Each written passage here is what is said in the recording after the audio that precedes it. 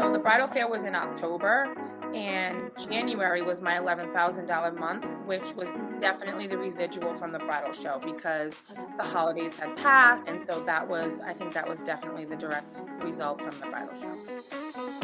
Hey, Boudoir photographers. Are you ready to be totally booked out with high-paying clients? I'm Tracy Lynn, and I went from side hustle photographer to running a $1 million boudoir photography business, working just 30 hours a month. That's right, just 30 hours a month. On this podcast, I tell you how I did it and how you can too. So today I am talking to Jessica Pimental. She is a photographer out of Westport, Massachusetts, and she has been a photographer since 2018. I will link her information in the show notes, but she is just so amazing. She has sent me so many clients, and the reason is because she believes in the program. She went through it. She started with listening to my podcast, watching the YouTube videos, getting all the free information for about a year. She ended up investing in during Black Friday sale weekend.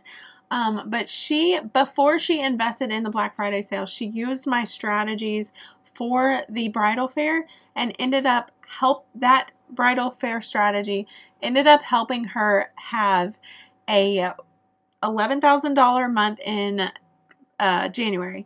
So in this podcast, we talk about forever booked out. We talk about fully booked without burnout. I'll link both in the show notes. So anyway, I'm going to go ahead and introduce Jessica now. So how did you get your start in photography? How long have you been a photographer? How long have you owned your business?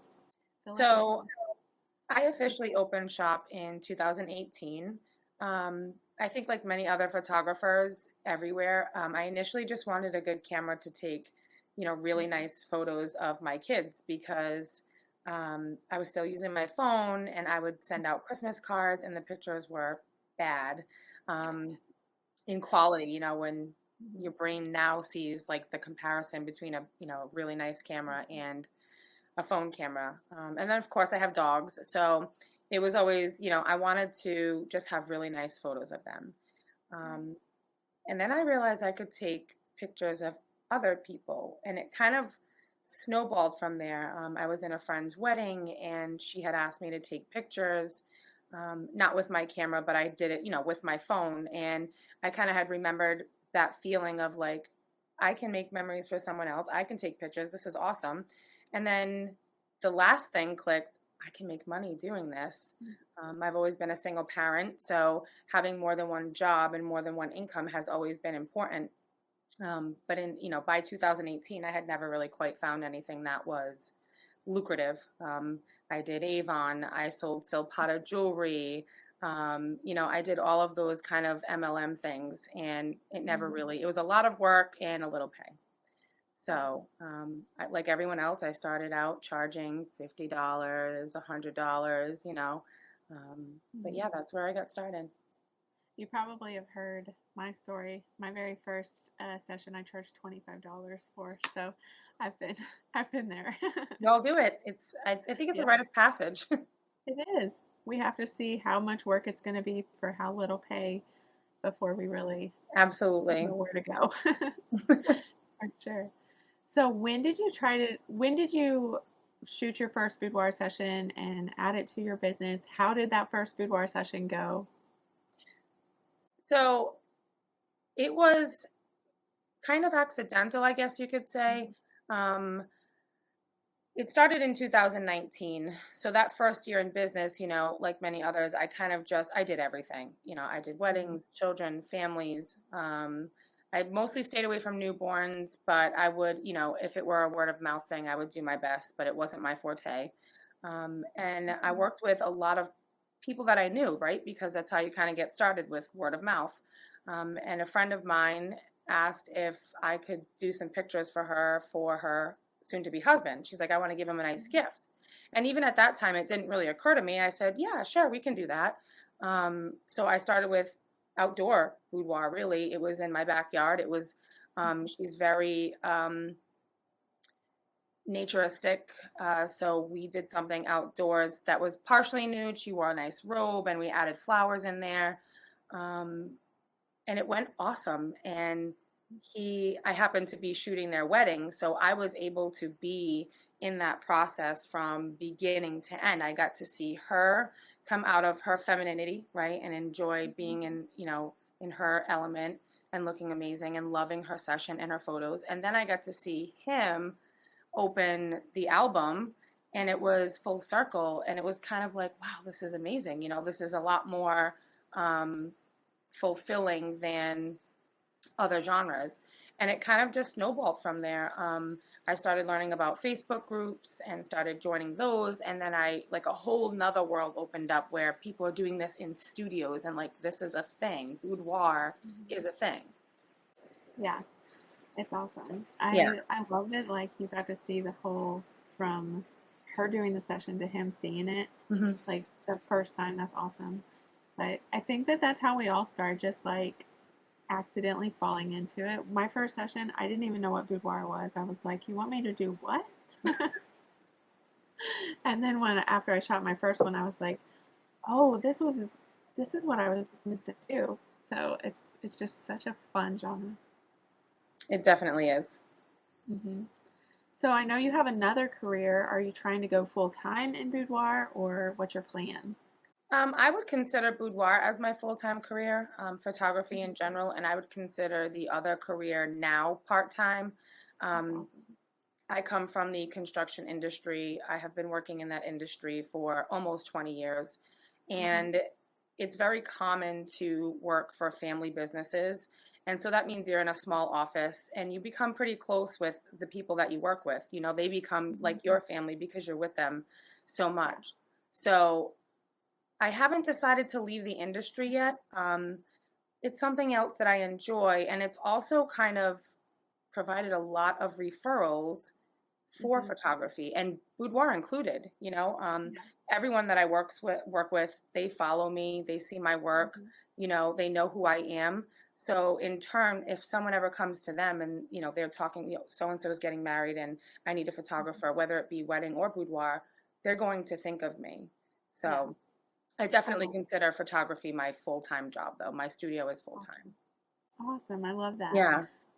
That's awesome. And it's so fun that you have those connections. So are you in a smaller town? I am. I'm in a very small town, Westport, Massachusetts. I love that. Yeah. Awesome. Very agricultural, so. I love that. Yeah. Because that's where I'm from. Okay. Yep. So how long did you try to grow your boudoir business before you decided to seek help? Have you had other education before? I would say from 2018 to about early 2020 is where I kind of just flew by the seat of my pants, and my work brought in business, right? I didn't have to market so hard. I didn't even have to really know how to market. I barely had an email list. I had a Facebook group. It was small. When I first started, I kind of boycotted social media because I don't know if it was a pride thing where I wanted my work to speak for itself, and I wanted to be old school and get word of mouth, referrals, until I realized it's not enough. Like, it's the way that the world is moving and social media is moving. It's just not enough to just expect your work to speak for itself and expect the clients to just come without you doing anything. So in terms of other education, I don't know if I would consider the purchases that I made prior to your education. I don't know if I would consider it in the same realm. A lot of it was paper, like you buy a guide. Yes, there's a corresponding group. You can ask questions, but I wouldn't exactly say that they are courses where you're literally being guided step by step with things broken down, not just do them, but why do them. So I wouldn't say that not really. Yeah. Before your course, I wouldn't really consider it. I would consider it me just grasping for straws, like admittedly a quick fix, like what's going to make me money fast? What am I doing wrong? How can I fix this? How fast can I fix it? Yeah. So just like always I need to fix this mode. Yes. Instead of like, here's the blueprint to do it. Yes. And do it easier. Yep. I totally understand. I also will say that I think before 2020, everything was easier. I think after 2020, people started creating more businesses, and it just felt like everyone was building a business. And Right. so since then, I think that you have to be everywhere. Whereas before 2020, I do think that you could do it um, a little bit more organically, like you did, without having to be everywhere. But since COVID and 2020, everything is to the point where everyone wants to have their own business, which is Right. awesome. I love that. But it is a little bit, you have to hustle a little bit more than we had to before. So Right. that also does make sense that after 2020, you started experiencing this where you felt like you needed to be in more places than just Right. at, at home Right. and being known locally. So, how were you getting clients? I think you kind of answered this, but before you found Forever Booked Out and fully booked it without the burnout, you were mostly getting word of mouth clients, right? Definitely word of mouth. Mm-hmm. Friends of friends, past clients. Mm-hmm. Um, yeah, definitely word of mouth. Like I said, I didn't really have an email list. Um, if I did, I probably emailed them like once a quarter, Yeah. admittedly, really bad with that. Um, and I guess I use social media of more like a business card or a portfolio where I'm showing my work, but I'm not necessarily trying to engage with anyone. Guys, I had to step out for a minute. And I want you to know that like I'm doing this podcast at my own free will. I'm not paid for this or anything like that. And all I get out of this is telling you how amazing she is. Seriously. And if you don't want to spend any money until you know, just listen to her podcast. It's Tracy Lynn. Well, like I said, listen to her podcast. Get Forever Booked Out. What were some changes you made to your business after you jumped in on these courses? So you're talking about Forever Booked Out, right? Mm-hmm. Okay. I completely revamped my website. Mm-hmm. Not necessarily in design, but I did make some huge changes to my landing page based on your recommendations. I literally sat through, I think I purchased it, I think it might have been Black Friday. And so I had that following week off, and I dedicated like every waking hour to going through every single module, and I did step by step every single thing that you told me to do. On top of that, I also amped up my in-person stuff. So I had done a bridal show, and right before the bridal show, I went through all of my favorite of your episodes on your podcast, and to get my marketing ducks in a row. Yeah, I literally just went through every module and did all the things that you told me to do. Yeah, and then the bridal fair, is that when you had the $11,000 month? I would say that the bridal fair was in October, and January was my $11,000 month, which was definitely the residual from the bridal show because the holidays had passed. Now all of the 2024 brides are actually thinking about their wedding because it's January, Christmas is over. And so I think that was definitely the direct result from the bridal show. I love that. Yeah. So how did you feel when you had that $11,000 month? Was that your first? Oh, it was definitely my first. Yeah, that was my first big month. It was amazing on so many levels because it's January. Who is making that kind of money in January to begin with? Right after Christmas, when you need it the most. Yeah. It felt so good to know that the work that I had put in for the previous, 3 or 4 months is paying off, and it did work, right? You don't always see that the education or any type of investment you make, you don't get that immediate return. So when you do see it come in, it's like, yes, I knew that it would pay off, Yep. It was so much work. And then not only that, but you also get the email list. So how many did you have on that email list from the bridal fair? So a lot of the people on the email list did stop by my booth. My booth was definitely very, very busy. So I left there that day with over 200 emails. And then I think I added another 200 from the registration list that the organization provides you. Love that. That's Yeah. awesome. So, um, just, I love bridal fairs because it's such a good boost to your email list that now you have those emails on your email list forever until Ever. they eventually Yeah, right. unsubscribe if they do. So I love email lists because of that reason. That's one of the ways that I grew my email list the way that I did. So that's so exciting. So what do you feel helped the most in making this $11,000 a month happen in your business? I do think that it was you working over the years, but also the the course definitely helped too. But like, what was your opinion? What do you feel made it happen in your business? Turning my website, like my landing page, Mm-hmm. into a higher converting tool. Mm-hmm. When I went through the course, I did all the things and I made it easier to take a lead through a journey Yes. and ultimately turn them into a subscriber, if nothing Mm-hmm. else, if not a client, definitely into a subscriber. Right. So I definitely think that revamping that landing page was huge, huge. Yes. Love that. So I know a lot of photographers are listening and they're going to wonder this because I always get this question. So how are you pricing your services? Are you IPS, all digitals, a combination? I'm IPS.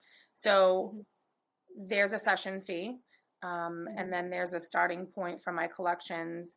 And I do require prepayment plans, but I do in-house, financing too.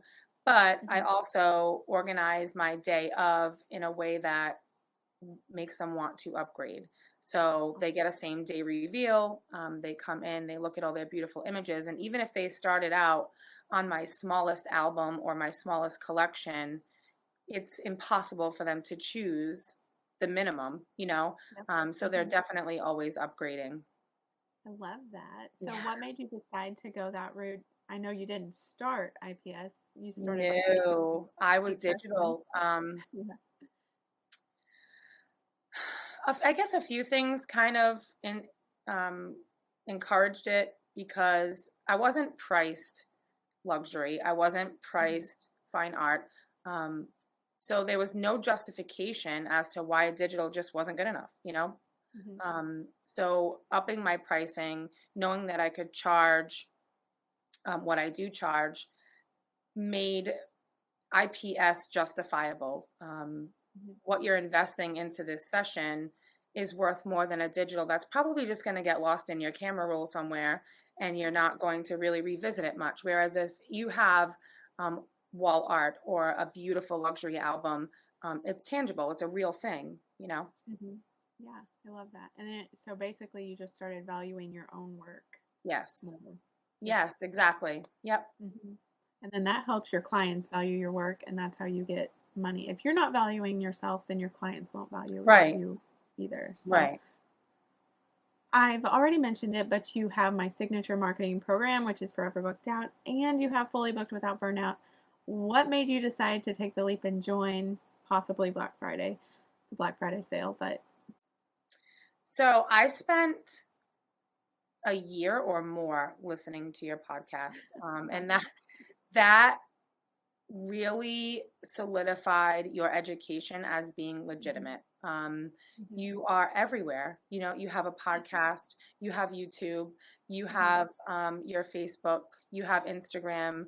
Um, I think the number one thing was the very first time I emailed you asking a question, I think you emailed in less than a half hour back. And that to me is huge because a lot mhm, of times educators or just people in general, and I think it was outside of business hours, which I had no expectation of you to respond, but you did. And I'm like, this is mhm, amazing. And this is someone that I trust because I know mhm. that if I reach out, she's going to answer my questions. And I feel Right. confident in giving her my money because Mhm. there's a real person on the other end of this education, right? Right. Sorry about that. It's okay. So for me, that's big. And the other thing Mhm. is, your voice doesn't drive me insane. Um, I love that. I don't know if, maybe I'm alone in this, Mhm, but I have a lot of people I follow on podcasts, and mhm, there's no one that I can listen to for, multiple episodes on end without saying, okay, I can't do it anymore. I feel like you're talking to a real person. I'm listening to a real person.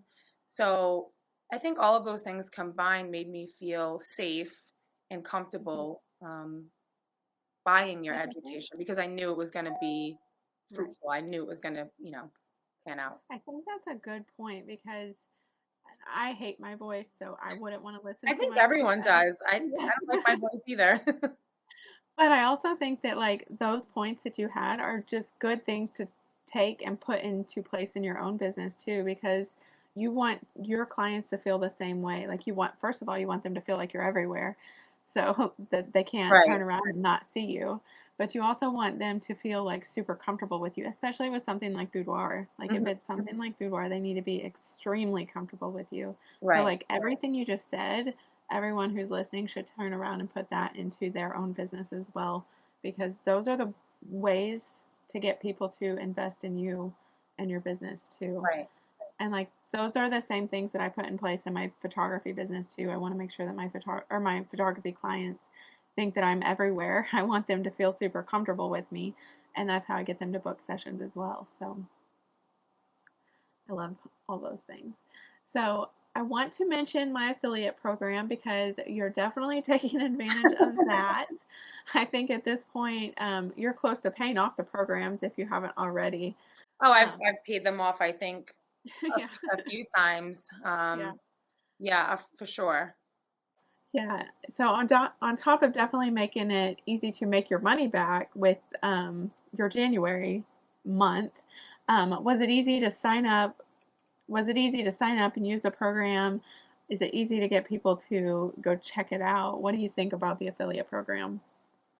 I think it's really easy. I think that on my end, I just need to convince someone that, it's so important that when you invest in education, that you're doing it with someone who's not just blowing smoke and saying, you're going to make six figures, you can charge $6,000, you can do this, and just revolving it all around that bottom line of you're going to make six figures. There's so much more that goes into it, right? Yeah. There's a whole program like Forever Booked Out. Like you need to get all of your marketing and business ducks in a row before you can even think about making six figures. Can you even handle, making six figures? Do you want to make six figures? Because with more money, right, more problems, right? Isn't that what they say? Exactly. So it's never too hard to say to someone, listen, just go check her out. And if you have any doubts, if you're skeptical at all, listen to her podcast.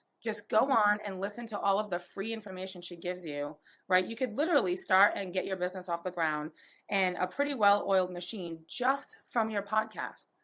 Yep. Right? From all the free information. And that's exactly what I'm trying to do, is like, you could take all of the free information that I give and put it into place. And you did. Like you took the free information and had a successful bridal fair.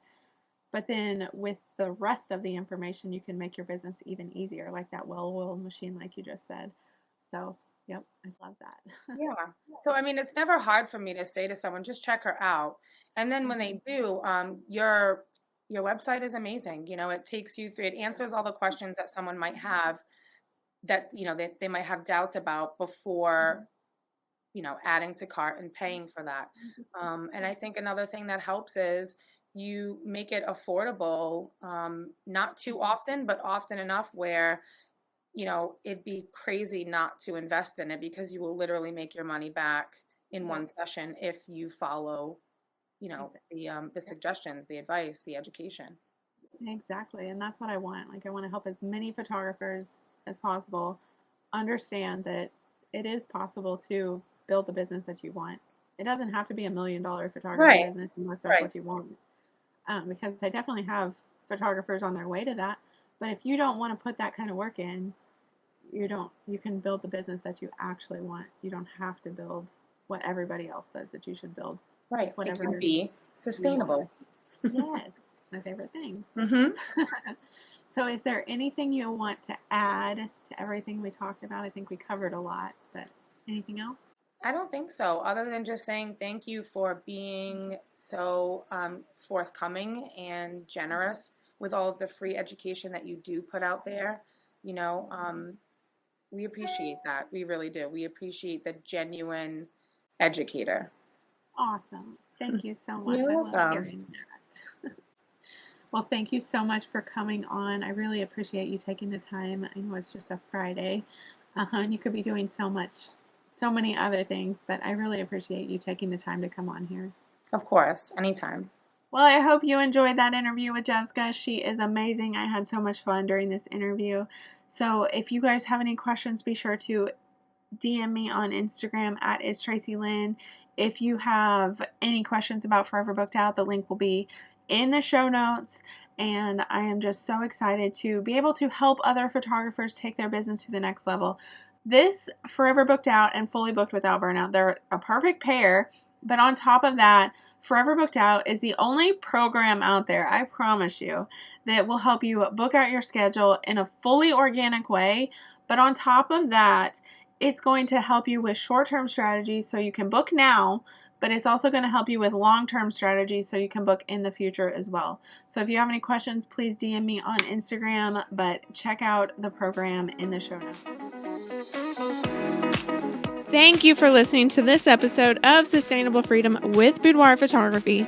Please be sure to rate and follow so that you never miss an episode. They drop every Thursday and they're always full of super actionable information for you to apply right now in your boudoir business. Until then, make your next shoot your best shoot.